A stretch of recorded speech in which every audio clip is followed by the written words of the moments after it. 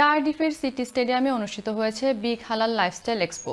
রামাদানকে সামনে রেখে এই এক্সপো আয়োজন করা হয়। বিস্তারিত জানাচ্ছেন মোস্তফা সালে লিটন।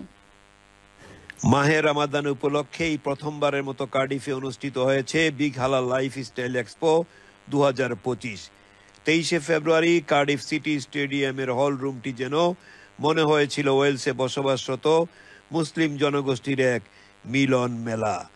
সকাল 9:30 থেকে বিকাল 5:30 পর্যন্ত প্রায় 3000 মানুষের উপস্থিতিতে বিগ হালাল এক্সপোটি বেশ জমে উঠেছিল। রামাদানকে সামনে রেখে অনেকেই তাদের পছন্দের কেনাকাটা সেরে নেন। বিগ হালাল লাইফস্টাইল এক্সপোতে food and drink, health and beauty, fashion shop, Ramadan market, children activity সহ বিভিন্ন প্রতিষ্ঠানের সেমিনার ও ওয়ার্কশপের আয়োজন করা হয়েছিল। Mashallah, both মানুষ আইছেন এই event from all different backgrounds, and inshallah this will be a beginning of many more events. We're very grateful to the organizers for bringing the community together. Big Halal Food Expo today. It was a great expo. We got a lot of people. We got a lot of business opportunity in here. So this event has been really good so far. Alhamdulillah, lots of people have turned up. It's been amazing. It's been a massive turnout, better than what we expected.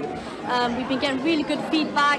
Inshallah, we look forward for the future, and thanks all the community for the supports. And we're supporting orphans and building water wells in masjids and lots of other charity work. Yes, we do a lot of Ramadan special for the month of Ramadan. We are so happy from this event.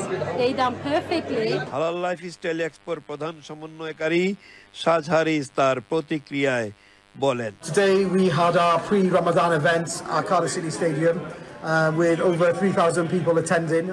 It was a huge success. I'd like to thank all our sponsors. এক্সপোতে আসা অনেকেই এমন আয়োজনে ভীষণ খুশি। তারা এই আয়োজনটির ধারাবাহিকতা অব্যাহত রাখার জন্য আয়োজনকারীদের প্রতি আহ্বান জানান। মোস্তফা সালে Liton, channel S news, Cardiff.